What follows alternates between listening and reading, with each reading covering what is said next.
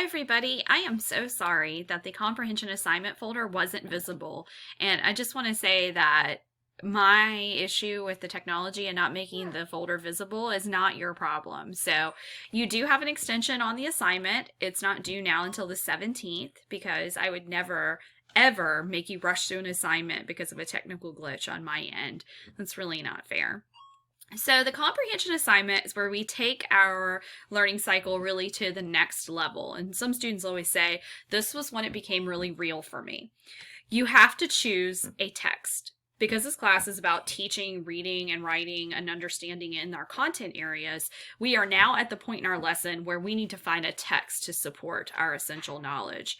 So for music, you might say, my students need to be able to read and comprehend this sheet music. And so you might have a piece of sheet music. In the arts, you might say my students need to be able to read and understand and follow these technical directions or directions for repair of equipment or taking care of equipment. Or my students need to be able to read and understand these critiques of major works of art. History, in English and science and math might have a lot of historical knowledge, articles that you want kids to read, critiques, editorials. You might say, I have a text I want students to be able to read. I know that a lot of history and science teachers used to pick novels or biographies or autobiographies about people that they want kids to read. So we used to, in this class, have students make a text set. And so students would have to find like 4 or 5 books on the topic. And we narrowed that down because we found that students felt like it was just too much here at the beginning. And so now I have you pick one text for your discipline. And I have you come up with one comprehension activity. So after you've chosen your text, think about where you think students may be weakest. Pick one of the strategies that's given in your book or in the lecture for the 7 areas of comprehension and come up with the activity for that. The rest of this template here is pretty standard. It's what you're used to. But what's different is you have to name your text, explain why you chose it, why it's appropriate, explain anything else that you might need to go with it, and then come up with your comprehension strategy. So which activity are you going to do with the kids? You might say,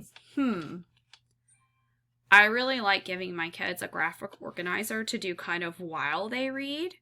And that's fine. Describe their lesson, describe how you use it. You can create the graphic organizer yourself, or you can use one that's publicly available for teachers. And what I mean by that is not one that you've downloaded from Google Images that you really should have paid for. I mean one that's really 100% available for free for teachers. So the lesson and ideas and text and everything have to be yours, but I am totally fine with you using a worksheet or a graphic organizer that's already created out there. I will say that students in this module often are surprised by how much they really like the questioning strategies. Your textbook does a really great job of giving you lots of examples of those. And you might find that just doing a simple little like QTA with your kids while they're reading, say an article, an editorial that's written, right before the stock market crash or something like that is really helpful in having them understand the author's context and the situation. So keep that in mind. I know as a student, I typically would always choose the easiest thing, but that didn't necessarily help me too much when I got in the classroom because my kids were honestly worksheeted out by the time they got to 10th grade. They were like, oh, not another outline to fill out. Oh, you know how kids are. So consider some of these that you've never heard of before yourself as a student and maybe give it a try. Try something new to kind of expand your horizon. So if you have any questions, as always, email me, send me something to look at.